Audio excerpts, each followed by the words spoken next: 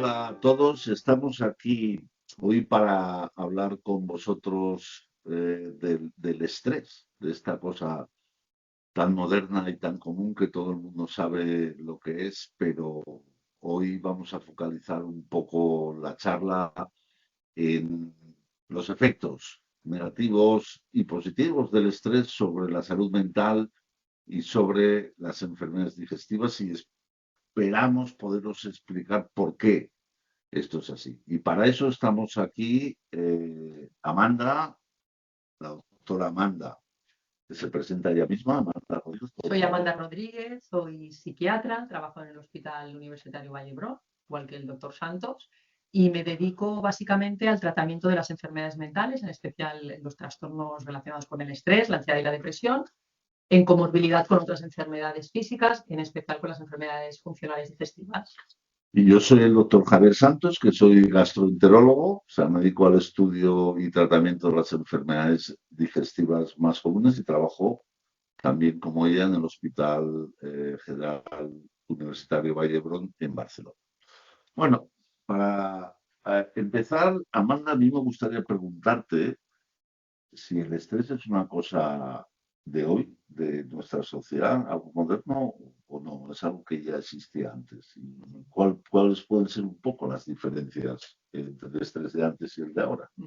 Bueno, y Javier, como tú dices, ¿no? Yo creo que todo el mundo tiene el estrés, todo el mundo vamos con estrés. Bueno, yo creo que ha caído un poco en un cajón desastre, ¿no? En un lugar común y realmente es un término confuso hoy en día, ¿no? Quizá podríamos puntualizar. Yo creo que el estrés hay que explicar que es un mecanismo que nos ha permitido estar aquí hoy, tú y yo y todos los humanos. Es decir, es un mecanismo necesario para la supervivencia. Eso cómo lo puedes explicar para que la gente no lo entienda. ¿Qué pasaba antes? ¿Qué pasaba antes, no? Hace 2000 años el mecanismo del estrés nos permitía sobrevivir. Es decir, se ponía en marcha ese mecanismo ante significado, ¿no? Ante momentos...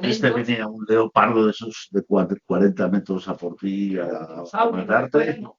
Tú empezabas a correr y eso... Y eso es el mecanismo del estrés. Para eso tendríamos el estrés. Pues si no te quedarías ahí plantado. Muerto.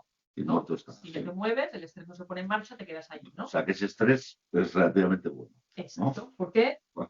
Te ayuda a sobrevivir, ¿no? ¿Qué pasa a día de hoy? Seguramente, Javier, el mecanismo del estrés, obviamente, sigue en nuestro cuerpo, pero antes se activaba ante momentos puntuales, es decir, momentos en donde nuestra vida peligraba, donde había que salir a cazar, ¿no? Y se apagaba, ¿no? Era un mecanismo que estaba, cumplía su función y se apagaba.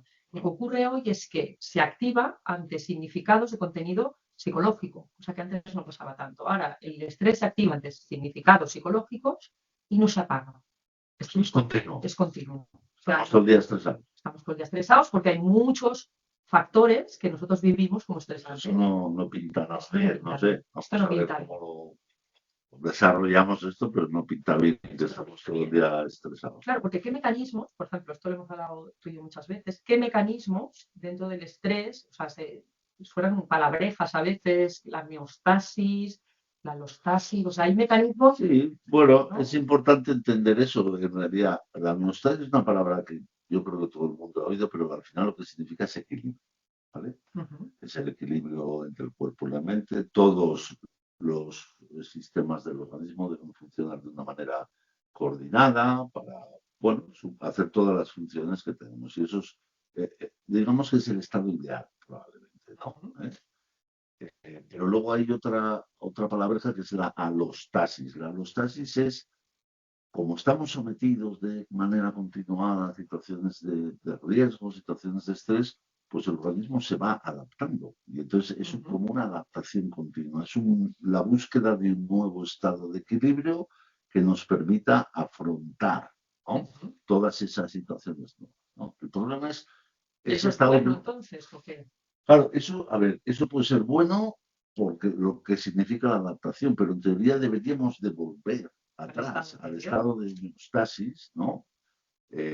Porque si no puede aparecer otro fenómeno que se llama placostasis, ¿no? Que eso quiere decir que el sistema de adaptación está sometido a una altísima tensión y eso es malo para la mente y eso es malo para el cuerpo. O sea, que nos tenemos que adaptar, pero de adaptarnos tenemos que volver al estado funcional normal y esto quizá hoy en día... Claro, ese vaivén que decimos. Claro, hay que activar ese mecanismo y volver al estado. Y eso es lo que hoy no está del todo bien regulado. Y ahí se oye también hablar del eje hipotálamo, hipofisario, adrenal, ¿no? ¿Qué tiene que ver esto con el estrés, Amanda? ¿Me lo puedes explicar un poco? ¿Dónde está este sistema? Sí, o sea, el eje hipotálamo hipófisis adrenal es uno de los mecanismos, ¿no? De los circuitos primordiales que se activan en el estrés, ¿no? ¿Y qué es ese eje hipotálamo hipófisis adrenal? Pues es que ante una emoción negativa, ante un factor estresante, el hipotálamo... Los estreses pueden ser físicos y mentales, ¿no? Claro, claro, o sea, el estrés no es igual para todo el mundo. Para ti una cosa estresante, como puede ser una charla como esta, puede ser estresante para ti, para mí no, al revés. Es muy interesante. Es decir, luego se filtra en función de para lo que cada cual crea que eso es estresante, ¿no? Que eso es daría para otra charla, ¿no? Pero quiero decir que el estrés no es igual para todo el mundo. Posiblemente estreses vitales como una violación o un terremoto o hace 2000 años que nos comía el león, sí. Pero hoy en día, insisto, hay un montón de factores estresantes de corte psicológico. Claro, es que hay gente que a veces, bueno, no reacciona a determinadas situaciones y hay gente que se alarma, ¿no? Pues, se bloquea o se rompe. Bueno, Amanda, entonces estamos diciendo que todas estas cosas suceden en el contexto orgánico y ahí hay un eje, ¿no? Que se habla del eje hipotálamo, hipófiso, adrenal, que parece que juega un papel muy importante en toda esta respuesta al estrés. ¿Nos puedes explicar un poco para que no entendamos qué es esto? Sí, el eje hipotálamo hipófisis adrenal es el circuito primordial, ¿no? Diríamos, que se activa delante del estrés. ¿Y qué es ese eje hipotálamo hipófisis adrenal? Pues hay dos estructuras, ¿no? Que son el hipotálamo, que es el primero que se activa, estrés. El hipotálamo es una área en el cerebro que libera el factor liberador de la corticotropina, una sustancia. Esa CRH se va a la hipófisis, que es una glándula que tenemos en el cerebro. También está en el cerebro. También en el cerebro, ¿no? Pequeñita, que libera muchas hormonas, y entre ellas una que se llama ACTH. ¿Vale? Esa ACTH va allá, sale del cerebro y se va al cuerpo. ¿Y dónde se va? Va por la sangre. Por la sangre, va vía sanguínea, vía sistémica y se van a las glándulas suprarrenales. ¿Y allí qué hace? Saca cortisol. Y esto yo creo que ya mucha gente ya se familiariza, ¿no? Con aquel famoso cortisol, que es la hormona del estrés, ¿no? Y que ese cortisol va a generar pues, toda una serie de cascadas, ¿no? Que nos preparan para afrontar o sea, el estrés, ¿no? Nos estás diciendo, Amanda, que en realidad cuando yo creo que hay mucha gente que cuando piensa en el estrés, piensa que es un fenómeno del sistema nervioso central que ocurre en el cerebro. Tú nos estás diciendo que no, que hay una parte de central, cerebral en el cerebro y corporal. Y otro ocurre en el cuerpo. Claro, esto es importante. Esto es importante. O sea, es todo el cuerpo al servicio de ese estrés, ¿no? Para afrontarlo. De hecho, hay estas sustancias, ¿no? El cortisol, la adrenalina, ¿no? Realmente el cortisol es aquello que realmente nos activa cada mañana, ¿no? El cortisol es una molécula que, como has dicho tú, Amanda, se produce en las suprarrenales y realmente lo que hace es poner en marcha toda esa respuesta que hace que perseveremos y que sobrevivamos a través de qué? De la movilización, por ejemplo, del azúcar, de la glucosa, ¿no? Solo hace eso y aunque sea relacionado siempre con una respuesta antiinflamatoria, porque a todo el mundo le han dado corticoides. O sea, claro, se me inflama la garganta o la espalda, corticoides, ¿no? Corticoides, la gente lo relaciona con eso y además lo relaciona con los efectos malos, ¿no? Porque claro, los corticoides me hinchan, los corticoides, que eso es verdad, porque es una dosis superior a lo que produce el organismo. Fisiológico. Claro, pero es absolutamente necesaria para ponernos en marcha, tiene un ritmo circadiano de 24 horas, ¿no? ¿Y cómo se controla esa producción de cortisol, aparte de por la CRH? ¿Hay algún otro mecanismo? O sea, ¿tienen retroalimentaciones? Sí, o sea, ese eje, porque el cuerpo estamos muy bien hechos, Javier, ¿no? Entonces es algo que lo regulemos, el cuerpo tiende a funcionar bien, ¿verdad? Entonces ese eje hipotálamo hipófisis adrenal hace un circuito, un loop, ¿no? Y en donde él mismo se inhibe. Es decir, cumple el papel de afronto el estrés y luego inhibo ese eje para que siga, o sea, para que se pare esa liberación, ¿no? No, y también habrá fallos ahí, también habrá gente que no tenga esos mecanismos que no funcionen bien, de Bueno, pero los retroalimentación. nocivos, ¿no? Durante años se decía que el test de supresión de dexametasona, que era un test que se hace para ver cómo está ese eje, está suprimido. Hay mucha patología, entre ellas mental, que está relacionada con... Volvemos un poco al concepto ese de balance entre factores que promueven la adaptación al estrés y factores que hacen lo contrario, que según cómo esté ese balance, ¿no? Y hay otra molécula ahí muy importante que es la adrenalina. ¿No? La adrenalina en el cerebro, la noradrenalina. Exacto. Moléculas producidas en diferentes zonas, pero que hacen eso, que te mantengas en tensión, o sea, que la circulación sea fluida, que la... Eso dilata, taquicardiza, o sea, nos permite estar en un sistema de alerta, ¿no? Eso es. Nos concentra más. Claro. O sea, estas dos sustancias además se movilizan de nuevo los recursos, el azúcar, a veces hacen que el hígado genere más cantidad de glucosas a través de procesos bioquímicos, dependiendo un poco de las necesidades. ¿Vale? Sí. O sea, esto es muy interesante, ¿no? Y ahora vamos a entrar un poco en el terreno de las enfermedades mentales. Hoy en día, las enfermedades mentales se relacionan o no se relacionan con estrés. ¿Cuáles son las enfermedades mentales más comunes, Amanda? ¿Qué impacto tienen en nuestra sociedad? ¿Tienen un impacto alto, pequeño? ¿Nos puedes dar una visión? Sí, sí, bueno, realmente los números son bastante preocupantes. Estamos hablando de que las enfermedades más prevalentes de la psiquiatría son los trastornos relacionados con el estrés, es decir, los trastornos de ansiedad, de depresión, incluso el estrés traumático, ¿no?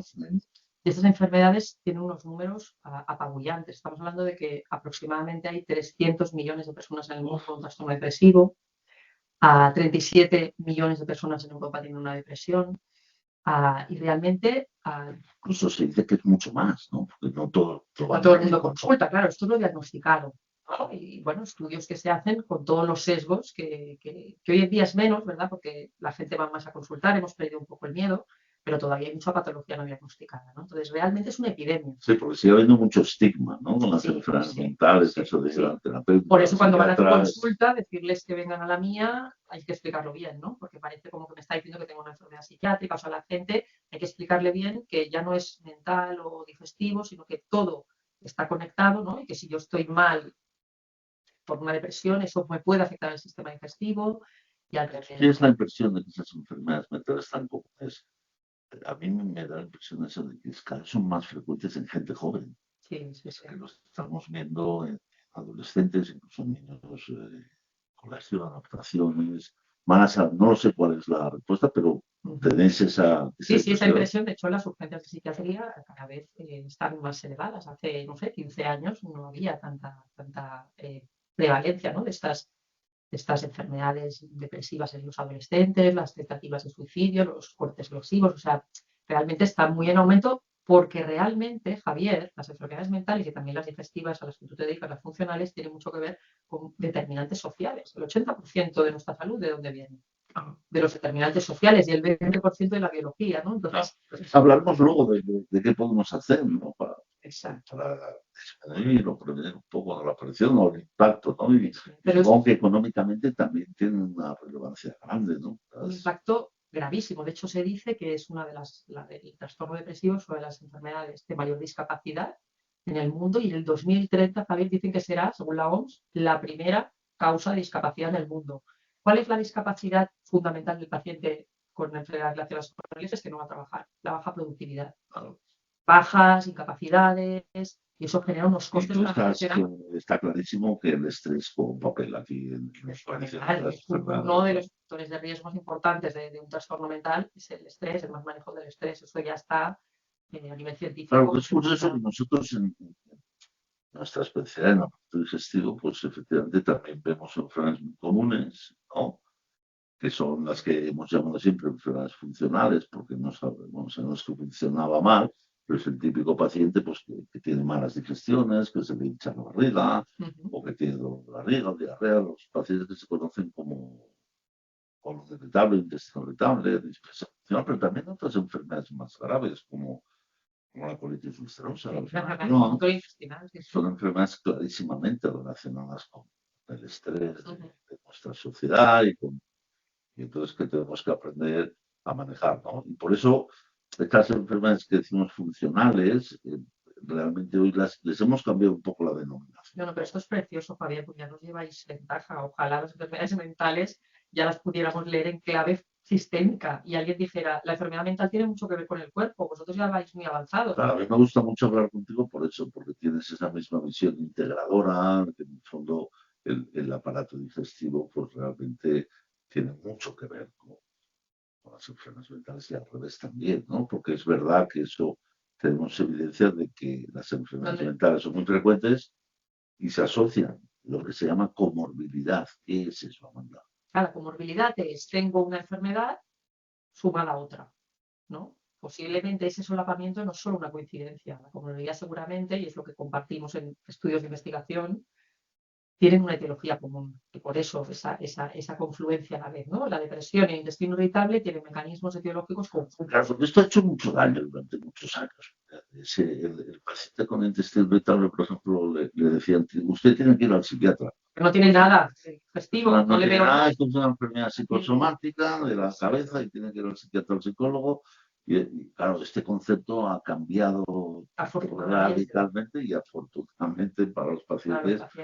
Y eso es porque tenemos un conocimiento, no es exhaustivo todavía, pero diría que es un conocimiento muy amplio de cuál es la causa de que esos órganos digestivos no funcionen bien. Exacto. Y ahí es donde entra la estructura del propio sistema digestivo, ¿no? Tenemos esa microbiota maravillosa, que son miles y miles de millones de bacterias que están dentro de nuestro organismo, que producen todo tipo de sustancias, entre ellas la serotonina. La serotonina, ¿qué hace la serotonina? La serotonina, ojo, pero la serotonina, ¿en cuánta proporción está en el sistema digestivo? O sea, el 90% de la serotonina se produce en todo el digestivo por unas células que solo representan el 1% de todo el tracto gastrointestinal. O sea, es maravilloso, pero igual que producen serotonina, producen dopamina, producen GABA, producen... Tienen receptores para benzodiazepina. Neurotransmisores. O sea, los neurotransmisores que utiliza el sistema digestivo para regular su función, porque la serotonina no solo hace efectos a nivel del sistema periférico, ¿no? Claro, en el periférico regula la función del aparato digestivo, sobre todo el movimiento, la sensación, la percepción, todas estas cosas son tan importantes y que es una base de las enfermedades estas, o de lo que antes se llamaban psicosomático, pues sabemos que realmente eso está basado en el propio funcionamiento del aparato digestivo. Y de hecho, a día de hoy, la hipótesis serotoninérgica, la depresión, sigue en boga, pero ya estamos también traspasando a otras teorías, pero bueno, durante muchos años hemos trabajado con la hipótesis serotoninérgica de la depresión. Pues en los 90% está en el tracto gastrointestinal, algo tenemos que empezar los psiquiatras a cambiar, ¿no? Sí. Y eso es lo que dicen el segundo cerebro, o que ahora cada vez más la gente te viene ya que yo tengo algo en el segundo cerebro, ¿no? Claro, la gente esto lo ha oído, se ha divulgado y entonces más o menos comprenden. Sí, sí, y realmente el segundo cerebro es muy atinado. ¿Por qué? Porque no solo tiene esa microbiota que produce todas esas cosas, sino que también tiene, pues para que te hagas una idea, el sistema de defensa, el sistema inmune del intestino, está el 70% de las células del sistema de defensa están en el aparato digestivo. Eso tiene un sentido. El sentido es que los alimentos entran por la boca, van transcurriendo por el tubo digestivo y en un momento dado esos alimentos se tienen que absorber. Los alimentos llevan toxinas, llevan restos que se tienen que absorber de una manera controlada. Uno de los efectos negativos del estrés es que cambia la permeabilidad intestinal. Cambia la permeabilidad intestinal, cambia el transporte, entonces aumenta el transporte de sustancias que van buenas y malas. Que no nos interesan algunas. Que no nos interesan, y entonces eso es un estrés para el aparato digestivo y el sistema de defensa que está justo ahí debajo, están con los ojos así y con las uñas así, y entonces se activa el sistema de defensa para intentar responder a eso. Claro, parte de la respuesta es el aumento del movimiento, el aumento de la sensación, la aparición de dolor, ¿no? Por la liberación de esos neurotransmisores y de esas moléculas, ¿no? Eso es realmente apasionante. Bueno, y tiene neuronas el sistema digestivo. Tiene 170 millones de neuronas, ¿no? Tiene una cantidad enorme de neuronas que hacen una función fundamental, que es dar autonomía. O sea, al aparato digestivo tú no puedes cortar la cabeza una persona o un Funciona, animal. es autónomo. Es autónomo un 80%. Sí, imagínate. El 20% depende de su Interrelación, interacción ¿no? Con el sistema nervioso autónomo, ¿no? con Y el el cerebro. central. Y ahí hay dos cables que son muy importantes, que eso, para que la gente lo entienda, el intestino está conectado con dos cables, uno se llama nervio vago y otro es el nervio espinal, que conectan directamente lo que pasa en el aparato digestivo con lo que pasa en el cerebro. Y para eso, mira, os voy a enseñar esto que tenemos aquí. Pensé que me lo enseñarías al final. Lo voy a enseñar. A ¿Veis los cables? ¿Vale? Este es el cerebro y este es el intestino. Pues físicamente hay unos cables que conectan y esos cables permiten que la información que se genera en el tubo digestivo vaya hasta el sistema nervioso central, pero al revés también, porque es verdad que las enfermedades mentales, Amanda, también pueden enfermar el sistema digestivo. ahí estamos. ¿Mediante cómo? Ya hemos dicho, hemos hablado del hipotálamo hipófisis adrenal, ya nos lo sabemos, que cuando se activa, que lanza cortisol, y el cortisol que hace en el tracto intestinal hace cosas a lo mejor positivas, pero otras no. Exacto, de hecho hay estudios recientes, ¿no? que nos hablan de que el cortisol que se produce en el sistema nervioso central cambia la motilidad, el movimiento del digestivo y además genera células proinflamatorias, o sea, que lo que antes era una dieta decíamos urbana, que era ¿no? antiinflamatorio, ¿no? Claro. Ahora genera estados proinflamatorios. Claro, ¿no? y es que es curioso porque hay un experimento que tú conoces muy bien, ¿no? Que es el de, y ahora vamos a hablar de otro tema, que es la protección del organismo al estrés, ¿no? Que son la resiliencia y la vulnerabilidad. Eso te encanta. A mí me encanta mucho porque además creo que es así. Yo creo que hay gente que tiene la misma situación de estrés y algunos reaccionan de una manera y otros como que no les afecta. Entonces hay un experimento que tú conoces muy bien, que es un estudio muy reciente. El de los ratones, ¿no? De los ratones, publicado en Nature. Explícanos un poco esto para que la gente pueda entender lo importante que es la resiliencia. Claro, bueno, primero de todo, si quieres, podemos compartir dos palabras, que es la resiliencia, ¿no? Sí. Que es una capacidad, realmente es un término de la física, ¿no? Que dice que aplicando una fuerza a un material, ese material puede resistir esa fuerza y vuelve a su estado previo, ¿no? Esa es la resiliencia. En seres humanos, la resiliencia es la capacidad de yo me enfrento a un estrés y vuelvo a mi estado previo, ¿no? Esa sería la resiliencia. Y la vulnerabilidad, en el fondo todos somos vulnerables, ¿sabes? Pues somos humanos y el 100% de los humanos somos vulnerables, pero hay gente que biológicamente y psicosocialmente es más vulnerable. Entonces, volvemos al concepto de equilibrio, ese de la homeostasis, entonces, sí, exactamente, ¿no?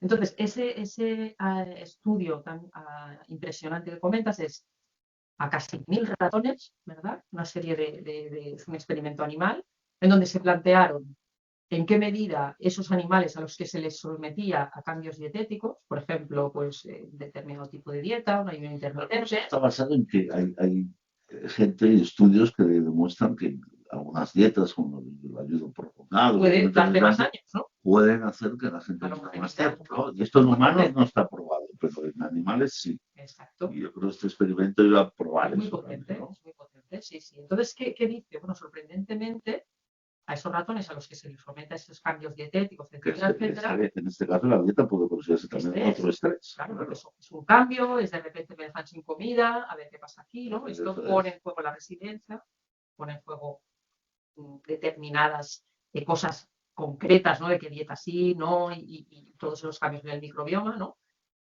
Pues Javier, lo que concluye este estudio que conocemos bien, que dice, es alucinante, porque realmente lo que hace que ese ratón dure más es la capacidad de resiliencia. Exacto. O sea, este estudio al final lo que viene a decir es que evidentemente los que son más delgados viven más, los que comen menos viven más, los que hacen ayuno prolongado, cuanto más prolongado, viven más. Otra cosa es que sean felices, que eso es otro tema, ¿vale?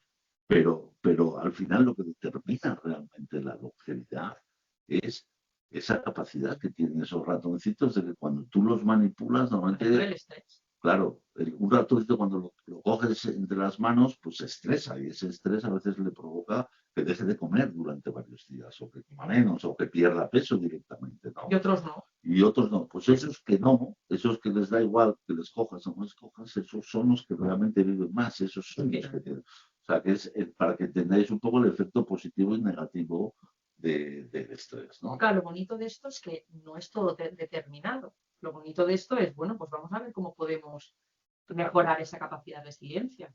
Javier. Entonces, claro, entonces ahora te pregunto directamente, ¿qué medidas generales, ¿no?, podemos utilizar para aumentar o mantener ese equilibrio, o aumentar nuestra resiliencia y disminuir la vulnerabilidad para, en definitiva, combatir esos efectos negativos del estrés? Claro, a ver, en general son cosas bastante sencillas, aunque a veces de llevar a cabo, ¿no? Pero bueno, hablaríamos de cosas muy sencillas como los hábitos de vida. Hay que dormir las horas adecuadas, Javier. Sabemos que el ciclo de la melatonina, ¿verdad?, tiene mucho que ver con... Y esto es un fenómeno extraordinariamente común. Cuando hablas con o sea, el 90% neurofisiólogos de que la se gente, dedican al sueño, pues soy realmente. que duerme mal, me cuesta dormir, me fracciono el sueño, o sea, es un problema de salud actual importante. Porque... Claro. Y que no entendemos a veces las conexiones que tiene con si no duermes bien, pues eso va a afectar a tu tracto gastrointestinal, a tus ciclos biológicos y al cerebro. Claro. ¿No? Y luego te va a dar irritabilidad al día siguiente, vas a estar con menos productividad, te vas a concentrar peor, entramos en bucles, ¿no? Vas a comer peor. De hecho, la gente que Es menos actividad física, que es otro de los pilares, ¿no? de los pilares. ¿No? De hecho, han dicho en muchos estudios, comer, o sea, el que no duerme bien, come más obesidad. O sea, hay mucha conexión. Son, están interconectados todos esto, ¿no? Entonces, el sueño es uno, el ejercicio físico interesante es... Absolutamente. Hay estudios muy recientes, hay un estudio muy reciente que se ha publicado ahora en una revista de mucho impacto en psiquiatría, que nos viene a decir que en depresiones leves, moderadas, estamos hablando de casos graves, medidas de ejercicio físico, además de actividad pues, como la dieta u otras medidas de estilo de vida, pueden mejorar los trastornos depresivos versus la medicación en igualdad de condiciones, ¿no? A mí estos estudios me parecen muy potentes. Esta es una de las cosas en las que todos estamos de acuerdo, tanto los médicos de cualquier disciplina como los pacientes. Sí. Otra cosa es que después la gente... No se ponga a hacerlo, ¿no? Es difícil, ¿no? Sí, pero bueno, hay que recomendar a la gente que duerma bien, el tema de la dieta, ¿no? Es importante comer bien. Fundamental, ¿no? Pero es muy bonito porque hace años, ¿no?, que hace muchos años que nos conocemos y trabajamos juntos, decíamos, bueno, el comer es bueno pues porque uno no está obeso, no tiene hipertensión arterial, no tiene diabetes, pero ya te digo, estarás mejor de tu cerebro si comes bien. Que esto es la nueva onda, ¿no? Que hay que ir ya... Sí, aquí es un poco locura, ¿no? Porque la gente ya se ha metido un poco en eso. Yo creo que aquí a mí me gusta alabar un poco el resurgimiento. Bueno, primero el resurgimiento de la nutrición en la dietética, ¿no? Porque realmente tenemos esos profesionales ahí que ahora nos están ayudando tanto, pero que en el pasado a lo mejor se dedicaban solo a, pues, a tratar la obesidad, el colesterol, que estaban en manos de los endocrinos, pero que yo creo que hoy, desde los oncólogos hasta la genética inflamatoria, nosotros, vosotros, y además a nivel individual, ¿no? La importancia de la nutrición. ¿Por qué? Porque no solo es el efecto directo de esa nutrición sobre ese cerebro, sobre un cerebro intestinal y sobre el primer cerebro, ¿no? Eso sobre los dos. Muy evidenciado, ¿no? Sino también sobre la microbiota. Evidentemente, la microbiota tenemos que cuidarla. Es el alimento, ¿no? Claro. Y entonces decimos que hay muchos alimentos que favorecen, ¿no?, la estabilidad, el crecimiento de las bacterias buenas, el funcionamiento, que son los que se conocen como prebióticos, ¿no? ¿Vale? Y que eso es bueno consumirlos, las fibras, las frutas, las verduras, ¿no? Todas estas cosas, que realmente es importante. El sistema, la gente no se tiene que agobiar, la banda, no es yo tengo que hacer una dieta. No, de estricto normalmente estamos en un mundo donde la también. Claro, y esto lo lidiamos cada día, ¿verdad? O sea, en personas en donde se les aplica una dieta, en según qué tipo de personas con una determinada vulnerabilidad, podemos generar un trastorno de la conducta alimentaria, ¿no? Entonces, ojo también con pan para todos, esto ya sabes que yo no estoy de acuerdo, ¿no? Que a todo el mundo generalizar todo, estamos en la era de la medicina personalizada, ¿no? Entonces yo creo que lo que hay que hacer es saber a qué tipo de paciente le irá bien según qué. O sea, esto de la medicina personalizada es interesante también, ¿no? Porque realmente yo no sé si la medicina moderna está preparada, ¿no?, para tener este tipo de problemas, pero quizá lo abordaremos después, ¿no? Porque nos falta por tocar algún tema, ¿no?, que sería, por ejemplo, a nivel de microbiota, hemos dicho la dieta, pero quizá tenemos otro tipo de recursos hoy en día, que son los probióticos. Sí, los grandes. Tenemos alimentos probióticos, ¿no? Que pueden ser los yogures, o puede ser el kéfir, pueden ser los fermentados en general, que contienen lactobacilos y que en general son productos buenos. Y luego tenemos, digamos, complementos probióticos o los probióticos en sí mismo.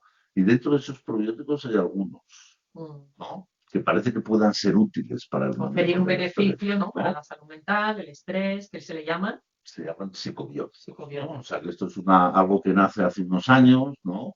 En Irlanda, pues, portantes de microbiota, y entonces se empieza a estudiar la capacidad que tienen determinados probióticos, por ejemplo, las bifidobacterias, algunas especies, algunos lactobacilos, de contrarrestar los efectos negativos del estrés.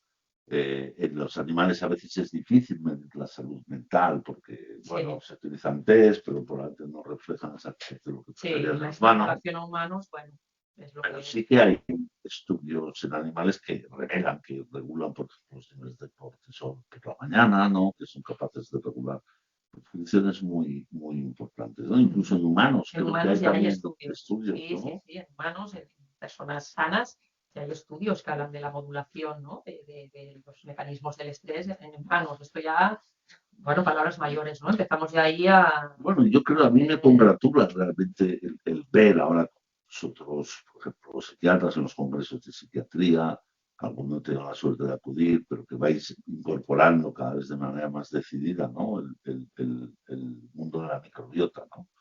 Vuestras investigaciones y vuestra práctica clínica, ¿no? Y ojalá podamos en el futuro disponer de estas herramientas, porque además yo creo que tienen ventajas, ¿no? Porque realmente son mayoritariamente inocuas, no tienen más tolerables, menos se usan muy bien, la gente lo recibe bien, ¿no? Que normalmente son cosas naturales, la gente prefiere tomar esto que tomarse un antidepresivo, ¿no? Y si realmente les ayudan, o pueden ser complementos para otros tratamientos, yo creo que es una vía importante. Sí, sí. Pero seguro que nos vamos a encontrar casos, Amanda, en los que todo esto no es suficiente, ¿no? Por diferentes motivos, ¿eh? Pero ¿qué tenemos que hacer en esos casos más refractarios o más fastidiados, ¿no? Enfermos que normalmente son comórbidos, que tienen enfermedades digestivas, que tienen enfermedades mentales y que también tienen otro tipo de enfermedades, generalmente relacionadas con la aparición de dolor. Puede ser la migraña o puede ser otras. ¿Qué hacemos con estos pacientes? Bueno, yo creo que primero de todo, en lo que hablábamos antes del modelo de medicina que tenemos hoy en día, Javier, tenemos una medicina fraccionada, ¿no? Es una medicina compartimentada donde cada especialista ve un poco su problema. Me gusta eso que pongo.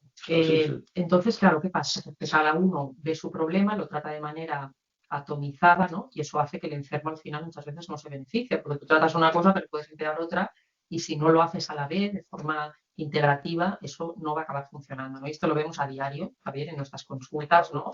Este modelo biomédico lineal, vivimos cada vez más, las enfermedades que se hacen más crónicas, o sea, curamos algunas cosas, muchas no, las cronificamos, y no podemos ir con modelos lineales unicausales, pues si nuestras enfermedades, Javier, son biopsicosociales, espirituales y lo que quieras añadirle. Entonces, hay muchos factores que hacen que al final alguien acabe haciendo un intestino irritable y una depresión. ¿Cuál es el problema que dices tú en casos más severos? Que como no se trata bien, la gente está meses y meses y meses depresiva, meses y meses con dolor de barriga, le han dicho no tiene usted nada, vais al psiquiatra, y nos llega a la consulta a los 2 años, a los 3, sin que a lo mejor hayamos abordado eso. ¿Qué pasa? Pues que el cerebro ya hay daño ahí. Un paciente depresivo que no se trata acaba generando neurotoxicidad. Hay experimentos en humanos con estrés postraumático, de estos que fueron a la guerra del Golfo, ya se hicieron experimentos en esta gente en el cerebro, vieron que había realmente un deterioro muy significativo del sistema colinérgico, ¿no?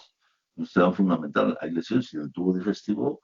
Tú también lo sabes, que hay lesiones, ¿no? En las terminales nerviosas, esos cables que hemos dicho que conectan el cerebro con el cerebro, hay lesiones en esos cables y eso provoca chispazos y provoca descargas que duelen. Que duelen, claro. Mentalmente y físicamente, ¿no? Claro, yo me imagino una persona, Amanda, que está todo el día, casi todo el día con dolor y con ansiedad. Entonces es difícil, ¿no? Muy difícil. Entonces, ¿qué pasa? Se va perpetuando, hay un fracaso en su funcionalidad, acaban por no poder ir a trabajar, no pueden cuidar de sus hijos, de sus mayores.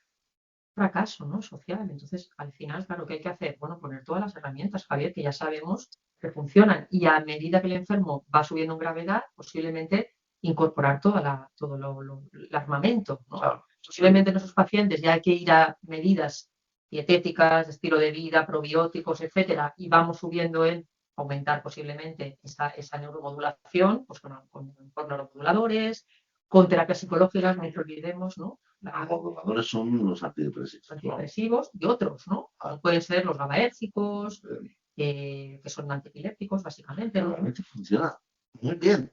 Pero tienen pero tienen secundarios, claro. Entonces, al final lo que decimos, Javier, el equilibrio, ¿no? A cada paciente le tenemos que dar lo que pensemos que le va a beneficiar, ¿no? Entonces, en pacientes leves moderados, población general, población incluso no sanitaria, quiero decir que a lo mejor el estrés, como lo vivimos todos, medidas más leves, ¿no? A medida que el enfermo va ganando gravedad, pues ahí hay que usar todas las estrategias, ¿no? Psicológicas, terapias de mindfulness, terapia cognitivo-conductual, que son las que evidencia científica para este tipo de trastornos. Bueno, farmacopeas hace falta. O sea, yo creo que hay que actuar. El mensaje un poco del podcast es que efectivamente hemos dicho que el estrés puede ser bueno, puede ser malo. Cuando es bueno, pues hay que practicarlo más, ¿no? Exacto. Y cuando es malo, pues hay que detectar esos signos que nos pueden poner un poco en alerta de que algo no va bien en nuestro cuerpo, ¿no? Aquello que hoy me duele la cabeza, que hoy no duermo bien, aquellas cosas que a veces no le damos importancia, pero que vamos tirando, y claro, si eso lo detectas en edades precoces, pues a lo mejor es bueno, ¿no? Claro, poner remedio, ¿no? Si eres resiliente, puedes tirar muchos años sin que el cuerpo falle, pero a lo mejor... Y poner remedio, yo estoy convencido, no sé cómo estoy opinión, de que cuanto antes pongas remedio, pongas medios para prevenir que eso vaya más, ¿no? Pues menos severo será el daño, más fácil de manejarse, ¿no? No, totalmente. Depresión es un signo, Javier, fundamental. El pronóstico en depresivos no tratados más allá de 2 años, pronóstico mal. Mala respuesta a los tratamientos, cronicidad. Sí, el factor temporal es fundamental, ¿no? No hay que esperar y esperar y esperar, ¿no? Bueno, pues yo creo que ya lo vamos a ir dejando por aquí. Amanda, no sé si quieres transmitir un último mensaje.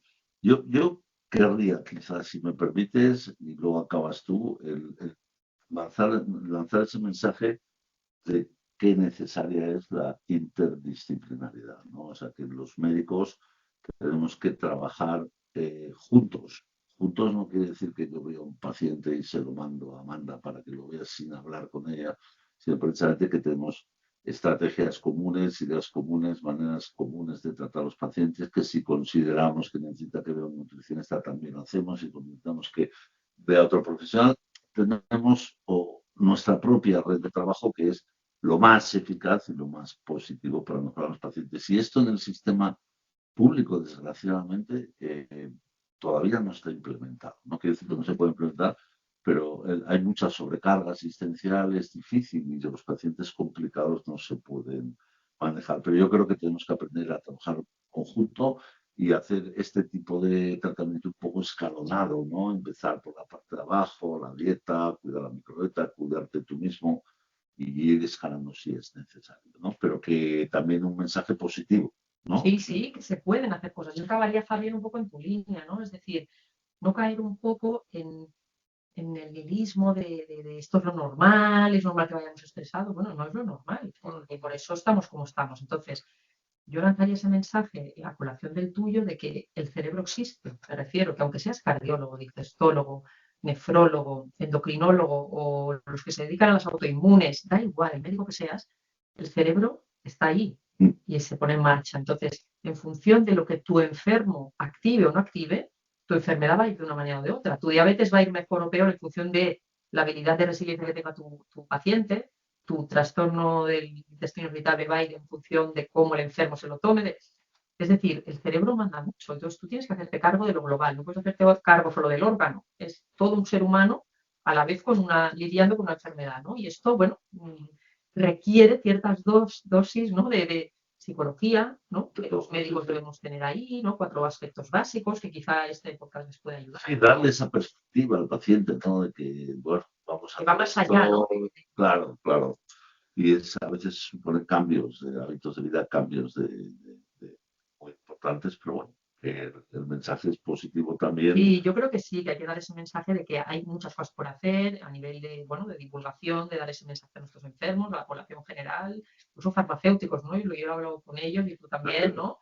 Bueno, ya van también entrando un poco en esa línea de dar mensajes a la gente de esa integración, ¿no?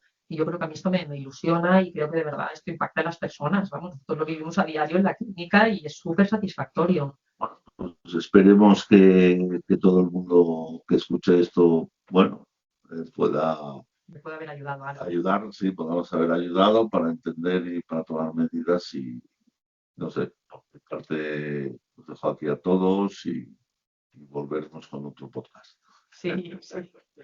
Muchas gracias a todos. Un abrazo. Buenas tardes.